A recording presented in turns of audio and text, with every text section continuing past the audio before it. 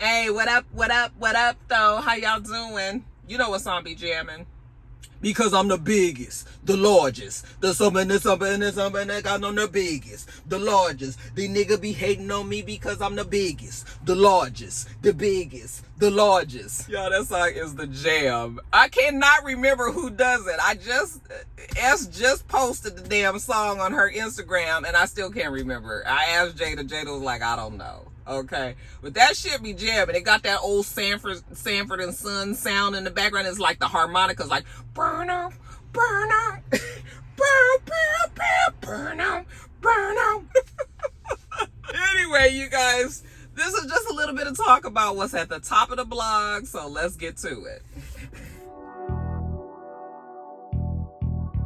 I say I'm gonna take some time off, y'all. All the cashiers, they was like, somebody stole her truck. It was like you could hear it all throughout the store. This Rox coming to you today with a review for Love and Marriage Detroit, Love and Marriage Huntsville, our book 4, Real Housewives of Atlanta. Let's get to it, shall we?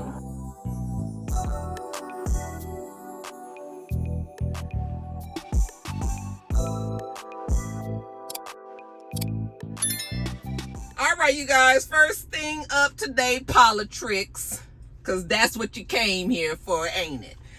Today, over 2 million federal government employees face the deadline that was given to them to let the people know if they are resigning or not.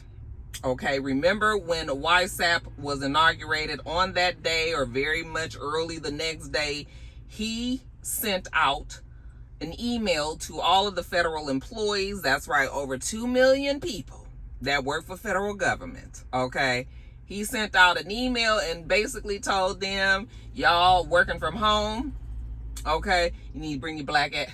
Well, they might not be black.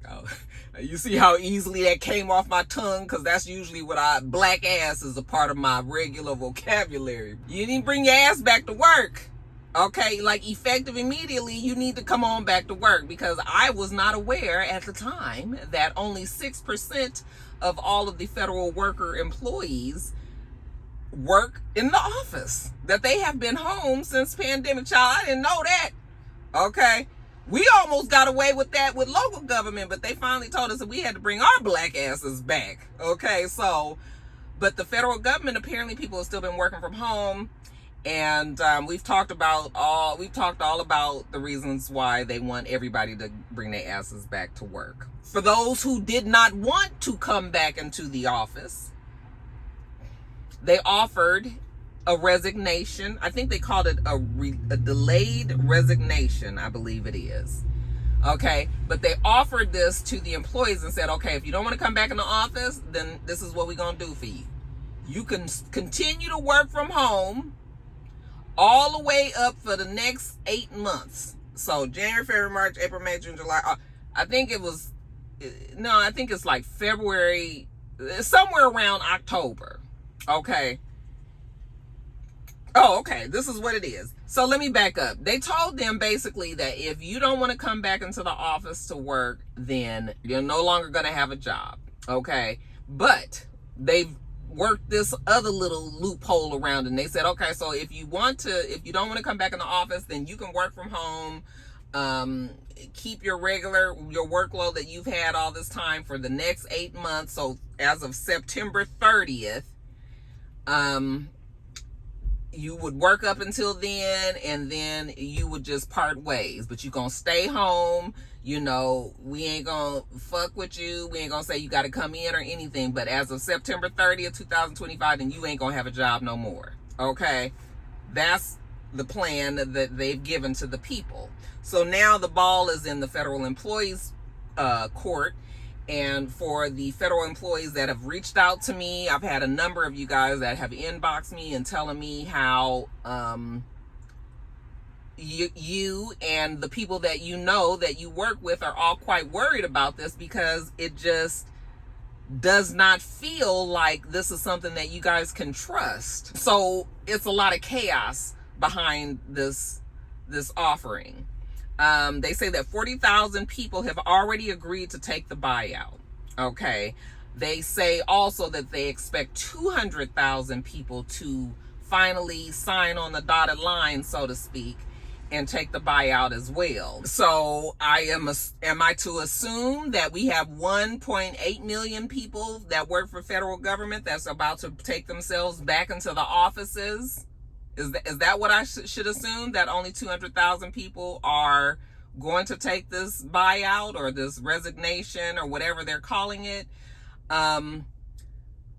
I think the people that will be remaining will also be worried, because YSAP has also said that even with this happening and those people voluntarily leaving, they still are going to reduce the budget. You know, reduce government. You guys know that YSAP'S, one of the things that he ran on was that government is too big, they too involved, they spend too much money trying to help everybody. Is like, you know, everybody, why is it fair that some people have to work hard to get the money that they have and then other people just get these free rides off of government? Listen, there's definitely an argument that can be made that maybe our government has made people rely on them instead of getting out and doing what they need to do. There is definitely some truth in that, okay? But we all know that things don't just happen like this. When you're talking about millions of people and you got all these systems in place and these programs that have been in place for years and years and years, it's not something that can just be undone in a day or two, okay? Or even in a couple of months. I mean, some shit took a long time to get built up, so it's going to take a long time to get it turned off. But what is bad about this whole thing is that these are people's livelihoods, okay? You guys are throwing all of these choices at them and expecting them to make a decision that is going to affect their life, the rest of their life, and the fact that they'll be able to provide for their families or whatever. You want them to be making these decisions like this. And some people don't even know what the fuck is going on. Like, they probably feel like they in some damn time warp or Twilight Zone or something, because every day is something, okay? So I feel my heart goes out to federal workers, because it's just the confusion and the chaos. They're calling it a deferred resignation program. That's the name of it. He also said that if you wanted to take advantage of your resignation earlier, you're able to do that as well. And I guess they'll pay you out the difference. Okay. So YSAP'S Junk Drawer believes that the majority of the federal workers are left-leaning Democrats. That is what YSAP'S Junk Drawer believes.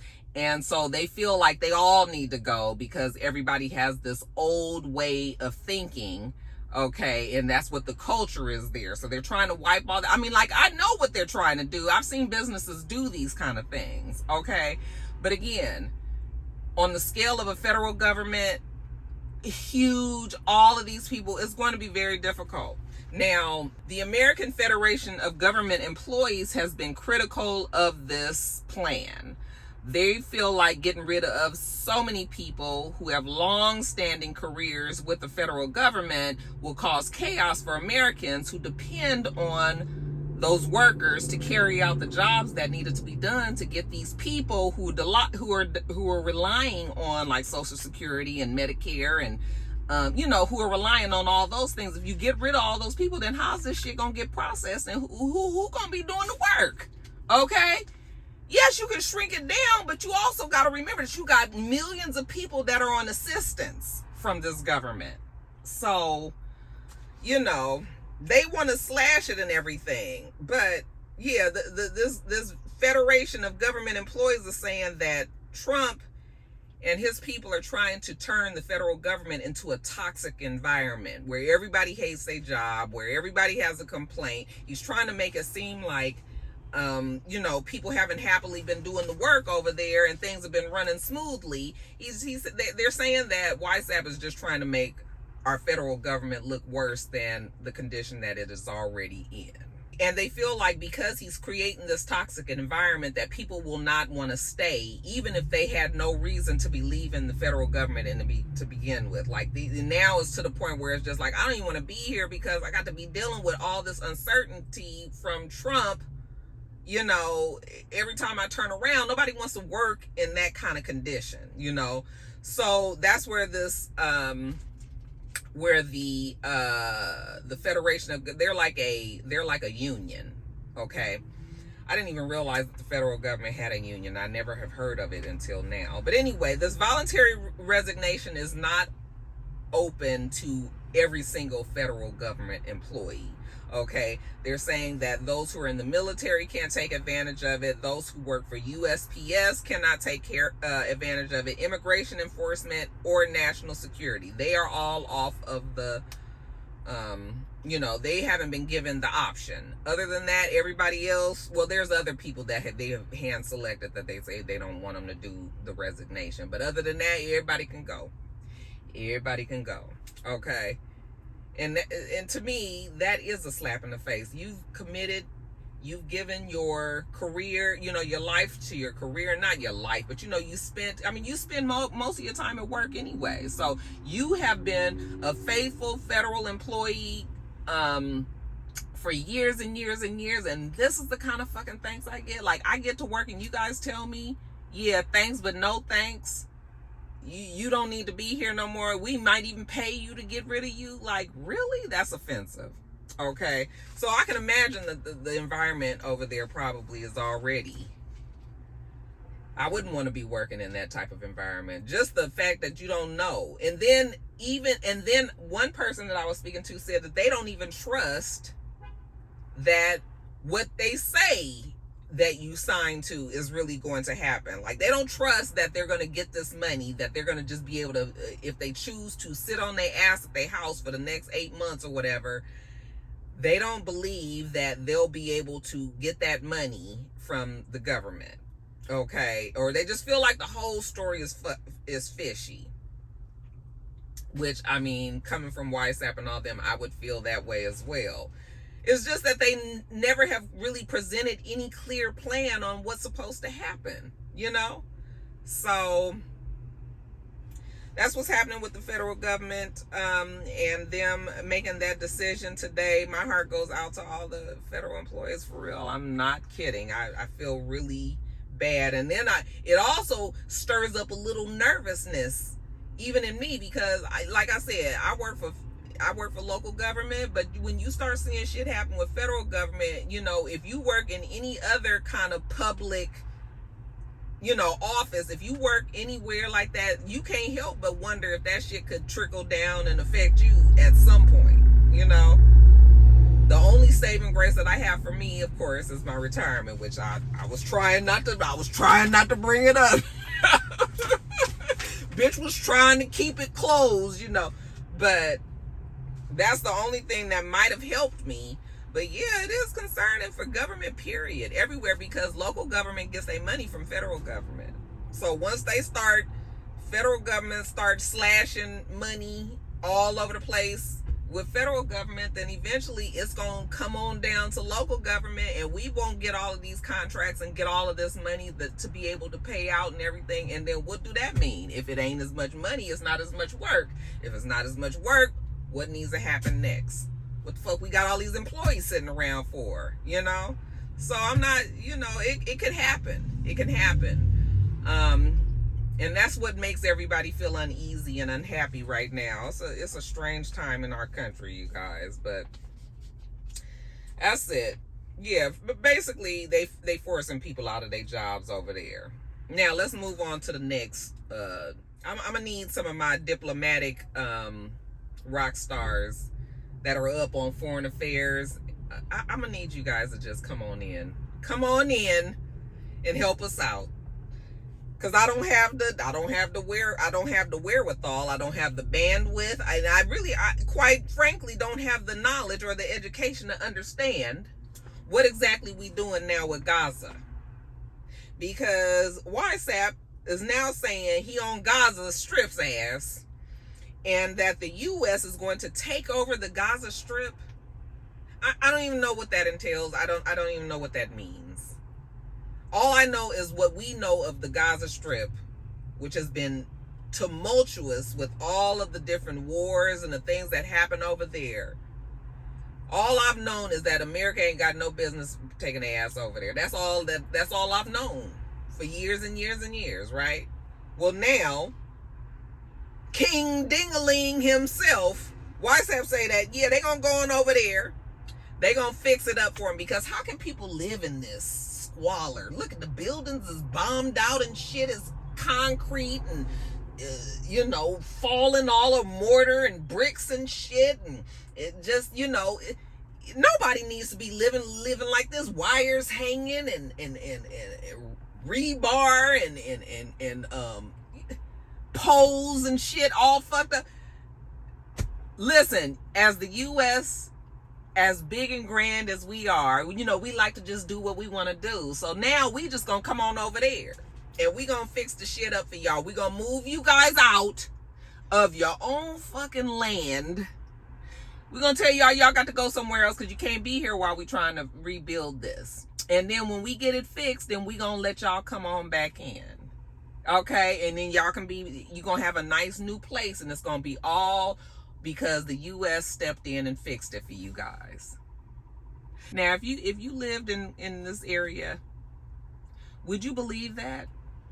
All the shit that we've been talking about, YSAP and all that, would you believe that if you move out the damn land that you was born on, your family was born on, your family's family, you know, your generation before that and generation before that, you mean to tell me you gonna come in here and tell me that I gotta leave my place and you done came from somewhere else and nobody asked you for shit to come over here and redo this because you guys don't like how, maybe I want to fucking live in this bombed out fucking buildings or something. What I'm saying is, it's not your place to tell these people that they can't live there who want to live in all this shit.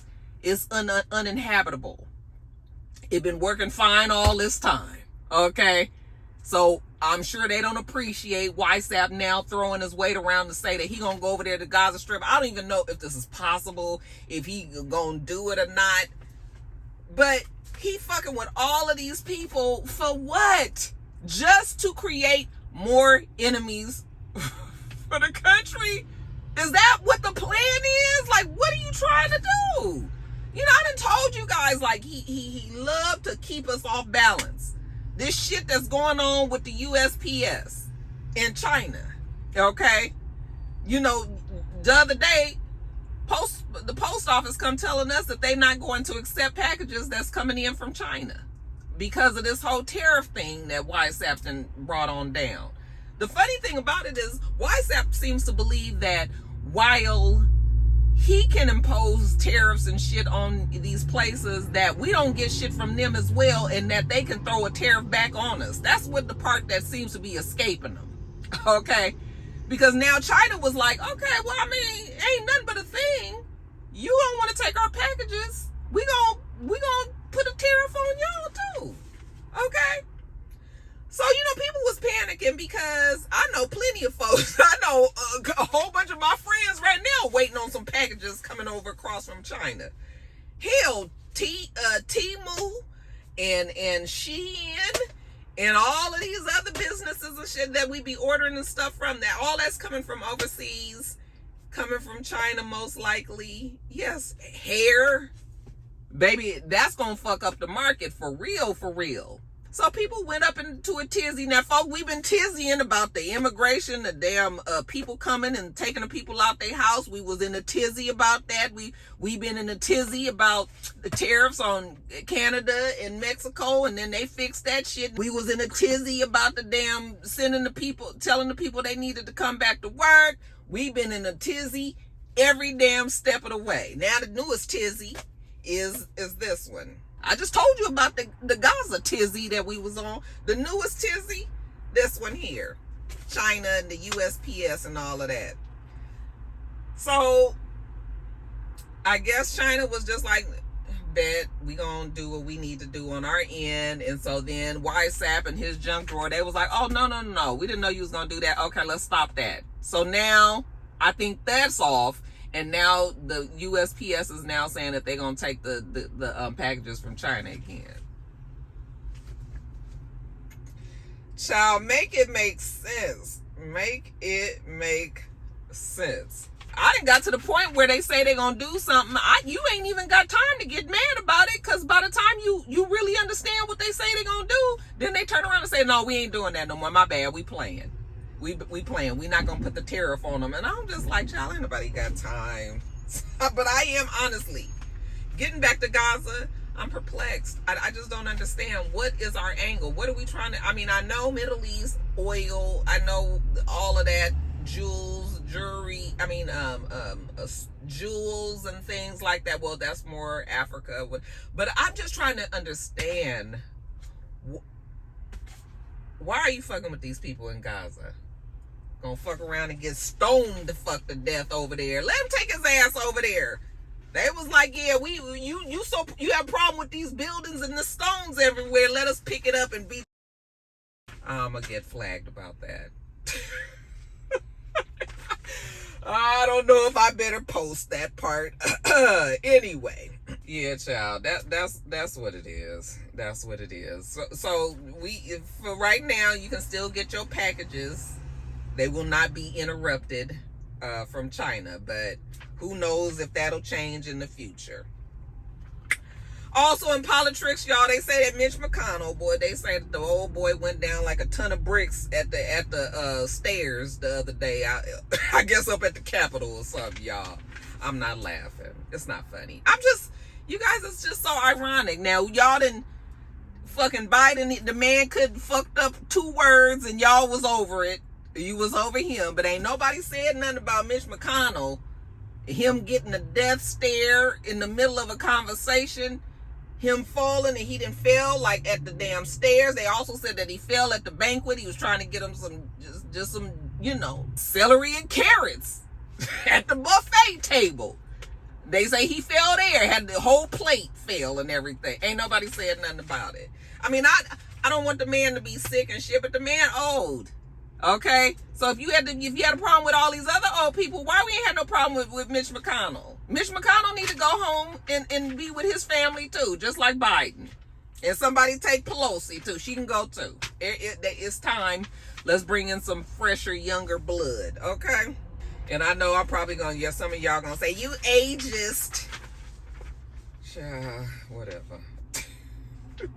Also, almost forgot. They say that YSAP has finally signed that executive order to stop transgendered women from participating in sports competition with biological women. This one, again, I don't know why it had to be all that, because how many transgender, is there a number of transgender women that are trying to compete in biological sports? I mean, I know that it is some transgender women that probably would like to, but is it that many that we got to sign executive orders about it? Maybe. I mean, maybe it's something that they're looking into the future, that this could grow to be something else. My opinion on that is that this is one issue that I agree on. I don't believe that anybody that was born biologically as a male, no offense, but anybody that was born biologically as a male, what we have known to be a male with male attributes and strengths physically, then they should not be competing against biological women. It's science. It's just natural. Men are stronger than women naturally. If it's a competition, not saying that a woman couldn't beat a man, but there will be many instances where men are able to outdo, especially if it's strength related, a woman. So I can agree with that one, but again, I don't know why it has to be something that is an actual executive fucking order. Okay, again, I be feeling like they just be making up stuff. I mean, making things worse. You guys, what time is it? I'm just here talking and stuff. Yeah, I need to try to wrap this up, okay? But anyway, that's it. Oh, no, that's not it. Let me let you know one more story. Well, that's it for politics, because this next story is not quite politics. Leave what you think about all that. Federal workers, y'all let me know, and my ones that know about foreign affairs and all that, maybe you can give us impart a little wisdom on this whole thing with Gaza, because that shit came out the blue and I just don't understand. Okay, and let's move on. Okay, so next story: Black Church Metropolitan African Methodist Episcopal Church. Let's say that again: Metropolitan African Methodist Episcopal Church. This church was targeted by the Proud Boys back in 2020. And the Proud Boys went into their church. Well, the Proud Boys ended up attacking the church, taken down. They had some Black Lives Matter stuff out there in front of the church or whatever. They took it all down. They burnt it in front of the church and all. And the church sued. And they won. And they won the trademark Proud Boys. So now the church controls the name of the of the ops of their of their group, club. It's not even club. What's the word that I'm trying to think of? Their organization. Okay. If the organization wants to do anything that uses the name or the likeness of Proud Boys, they now have to go through Metropolitan African Methodist Episcopal Church. Okay, can you imagine somebody, Pastor Jones, we've got one of the Proud Boys out there. They want to put the words on a flag, and you could just see the pastor like, well, I need to have a conversation with the Lord first. It's going to take a little time. We'll just put that on the table. We'll get back to it at our next meeting. I'm sure the Proud Boys is just going to not be the Proud Boys anymore, because who wants to have to get permission to use their damn, the name of their group, especially asking the pastor of the church. Yeah, I don't see them doing it. But the church is authorized to pursue any profits that the group makes from sales using this. Honestly, I'm sure nobody will bother. Enrique Tarrio, he was the leader of the group Proud Boys, and he was the one who admitted to the whole burning down of the Black Lives Matter stuff. He was also one of the original people that organized the January 6th riots. He was originally sentenced to 5 months in jail, and he later received a 22-year federal prison sentence for his role orchestrating the whole January 6th riots. But of course, when YSAP came into office, he erased everybody's convictions, right? So now Enrique Tarrio is a free man, and he doesn't have that January 6th riot on his record anymore. So, I guess all's well that ends well. But, one thing Mr. Tarrio will not be doing is using the Proud Boys name. Okay? So there's that. Moving on to the next story. Lastly, you guys, I hate to leave a rest in peace at the end of the video, but, this whole video ain't been nothing good, so... Rest in peace to Tiger Woods' mother, okay? Mama named her Kultida. It wasn't Woods. Woods is her married name. I didn't get her maiden name. But she is the mother of the 82-time PGA Tour winner, Tiger Woods, okay? We used to see her all the time, but I hadn't seen her in a long time. I'm sure she's gotten up in age. But they say that Miss Woods was the reason that Tiger was who he was. We gave a lot of credit to the father, because the father was always there when, Tiger would be playing. We always saw his father, but we would see his mom too, but she was Asian, and, that culture already is pretty docile from her age, from her generation, so she was more of the I'm here, but I don't speak out kind of thing. But they say that she was the reason that Tiger was Tiger, that she was the one that gave him his work ethic. She was the reason why he wore red every Sunday when he would play. She was the one who motivated him to be the great golf player that he was, and he'd always speak up and speak out for his mother. Other than that, we didn't know much about her other than that, but maybe that's all we needed to know, child. That's somebody mama. You need to be all in them people business like that. I'm sorry, did I get how she died? I did not get how she died. I don't know how she passed, but Tiger did put out a statement that said, my mom was a force of nature all on her own. Her spirit was simply undeniable. And, anytime we lose our mamas, it's a tough time. So my prayers go out to Tiger. Tiger's an only child. So she didn't leave any other children behind other than Tiger. But she, of course, has grandkids and a host of family and friends. Her husband, of course, has preceded her in death. Tiger's dad I didn't even remember his name. Do I remember it? Was it something like Calvin or something like? I'm sorry, y'all, don't remember. But she was 80 years old. Rest in peace to Kultida Woods.